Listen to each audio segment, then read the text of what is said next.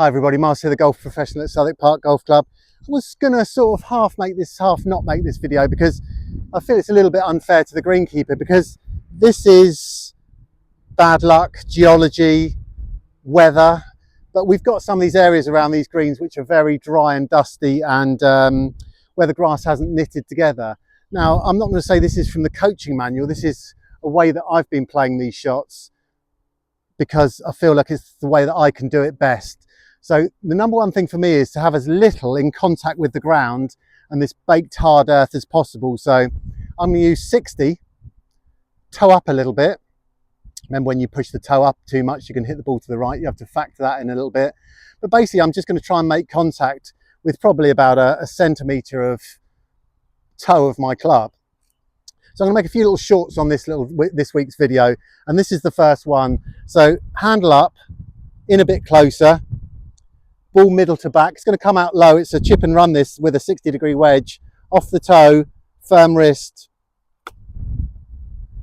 And it's not a bad way to play the shot.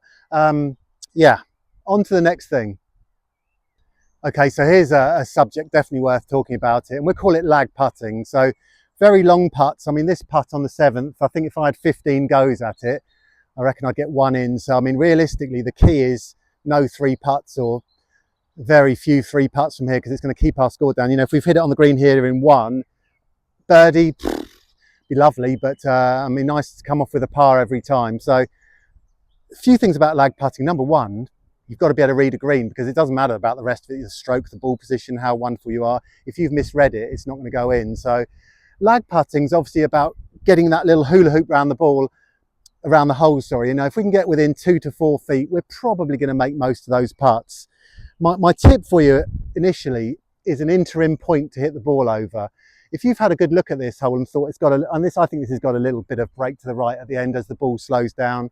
It's going to be a little bit to the right of the hole. I've picked a little spot out, a darker bit of ground. You won't be able to see it on the camera, but I can see it quite clearly to putt over. And if I'm only aiming in that shorter space rather than such a long way away, it'll make it less daunting.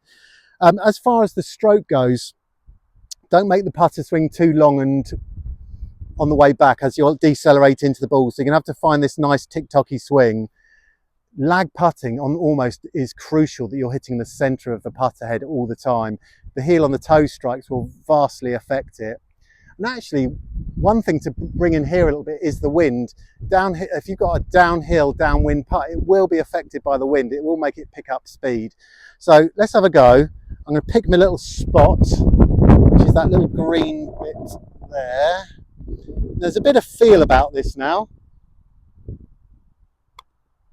Oh, that had a horrible little hop, skip and jump halfway. It's turned out all right. You know, that is what you call rubber the green. If you saw that on the camera, it took a nasty bobble. It's still a makeable putt, but it wouldn't have kicked like that.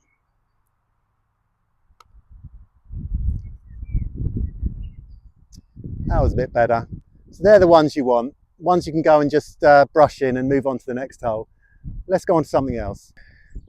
Now, you can probably tell I'm winging this video a little bit. I'm here on the 13th, and I think it's an interesting hole. A lot of people, it can be a card wrecker, and a lot of people will go out of bounds or maybe clatter into these trees on the right here. This is my strategy for it, and maybe it's not going to suit everyone of every level of golf, but once you get to a certain stage, then you can think about shaping the ball a little bit, definitely. So 13 needs a fade away from the outer bounds. So I'm going to go to the right hand side of the tee block. I'm going to tee it down lower. So if you're using a pink castle tee, this is where you drop it down to a white, maybe a yellow. You'd have to have a little experiment. You're more likely to fade it from a low tee. Like if you hit a driver off the deck, you could almost only hit a fade. It's just the way that the bulge and roll and the gear effect of you would probably just fade it. So I'm going to pick a spot down there, and I think we all know about these trees down there, but I'm going to go in the fork between the 2 big trees, and I'm going to try and cut it back from that point. Now, I know that I will fade this. If I fade it too much, I will still be in play. If I get it right, it'll be great. If I try to draw this or hit it straight, the kick undoubtedly is going to end up in the left-hand rough. Much harder. Definitely can't reach the green in 2 out of the rough. So let's have a go. And in terms of how this is going to work, I'm pointing my club at my intentional my intended destination. My feet and my toe line's going to be open, pointing to the left of that. And I'm going to try and swing along that toe line, which will give me some clockwise spin, bit of fade. Hopefully this works out and we'll get a good shot. You've got to be brave. You've got to hit it at the outer bounds line and fade it back.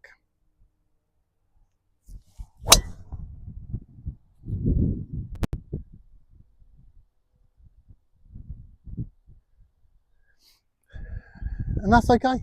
It's I faded it fractionally more than I intended to, but it's in the fairway, so we might as well walk up to it. Yeah, beautiful weather, isn't it?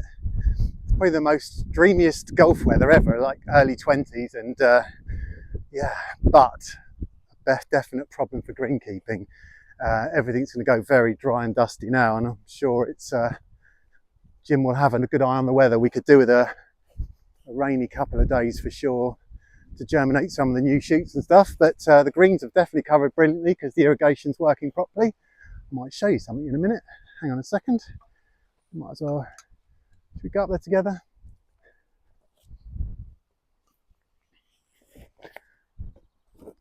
I hope this video doesn't take too long, but let's go and make a birdie. Up 13, got the drive away. Just a little good positional shot now. And yeah, this is how I've got albatrosses and no holes in one, isn't it? Clattering shots at par fives. That's not very long, that drive, but it's certainly in good position. So because I've faded it, it stayed in the fairway. It's into the wind here a little bit, so it's pushed a bit higher than I probably thought it was going to go. So it took a bit of distance off it, but it's absolutely fine. I accept now that in my 50s, I'm no longer a long hitter. You've just got to play a different sort of game. Long hitting's for the kids. And Rory McIlroy, I guess. But yeah, good hole 13. If you're seeing this and you've not seen it before, if you're new to this, 13th, nice long par 5. Not many par 5s at Southwark. Probably one of the tricky bits for the lower handicappers because you need those par 5s to try and get up and make your birdies. And you can't do that so easily without them. Oh, there I am down there. That's worked out nicely for me. I'm in good shape. Actually, now that I've seen where the flag is, not really much excuse not to get up, is there? If you are a monster hitter in the summer down here, you've got a chance of reaching this ditch. Not me, I don't think. I think I've been down in there once or twice, but that's when it goes really hard and dusty. Right. Righty old right. Okay. How far have I got? I think it's 200 yards. I've got two choices now. I can hit an iron up through the gap and try and run it on. I can get the old 7-wood and get it in the air a bit. I don't think I need it. Let's go with an iron. I'm going to go 5 iron. This is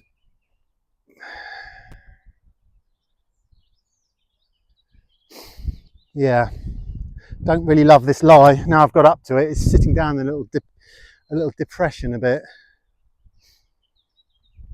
I'm going to try and fade this a tiny bit to hold it into that slope as well. Oh, hay fever.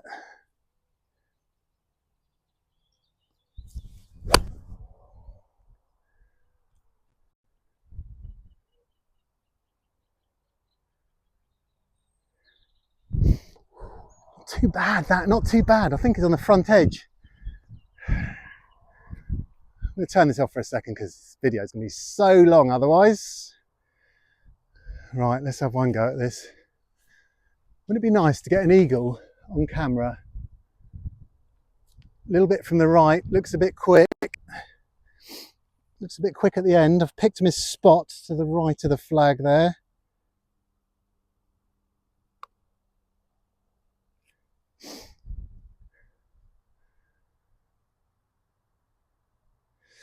You can give me that. Scrape the birdie. Nice easy one to be fair. On the green in 2, happy with that. Here's a little thing I haven't done for a while. I used to do it all the time. Try and play a hole in reverse to make it much harder to make your par. So instead of hitting 3-wood 8-iron, roughly what I think I'd hit down here, I'm going to play 8-iron 3-wood and try and see if I can make my par that way, which will be noticeably harder, but all good practice.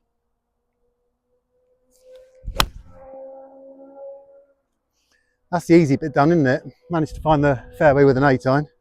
Let's go and do the tricky bit.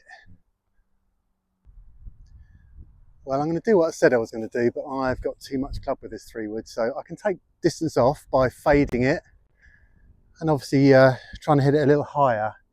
So let's go with that. Stand a bit open again, open the face a tiny bit, push the ball position forward so we can get a little fade off of this left-hand bunker.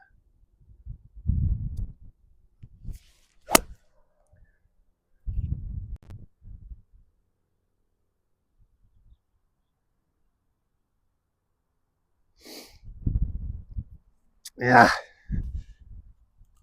that was a little harder than when you have to hit a under club like that. It's quite tricky.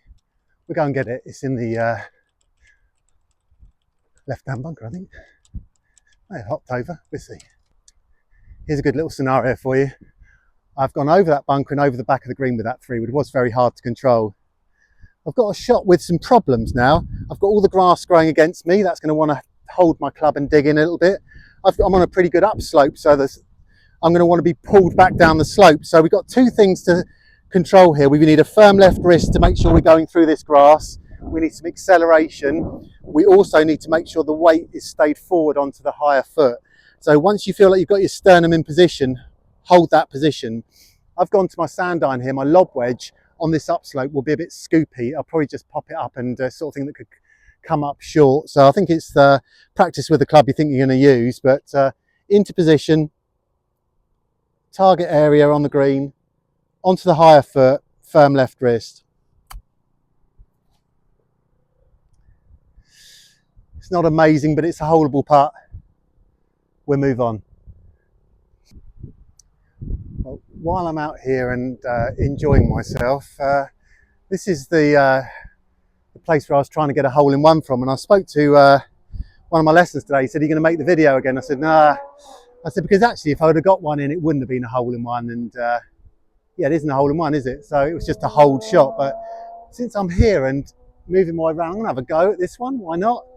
Wind's from the right a little bit. That's probably why I was a bit too long on that last hole, because we're straight downwind there a little bit. So I'm going to try and hold this into the wind a little bit, and who knows? Surely one day I'll get one in.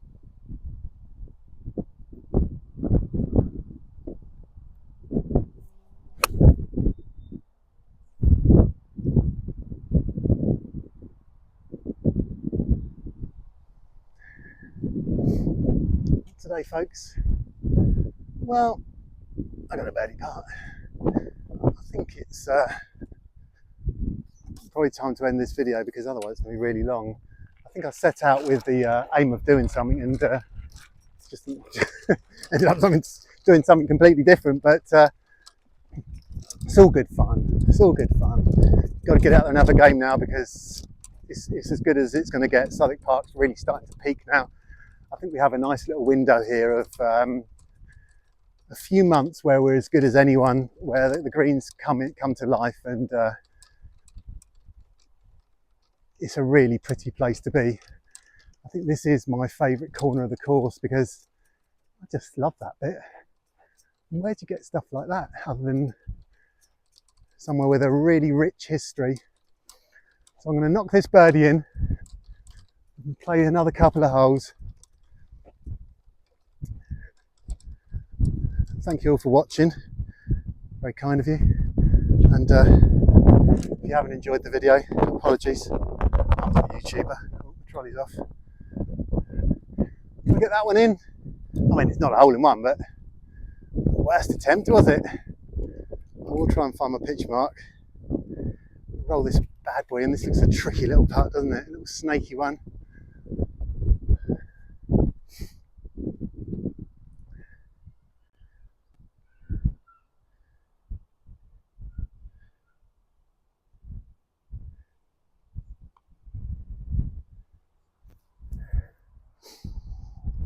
Still got to get the par. What a putt that was.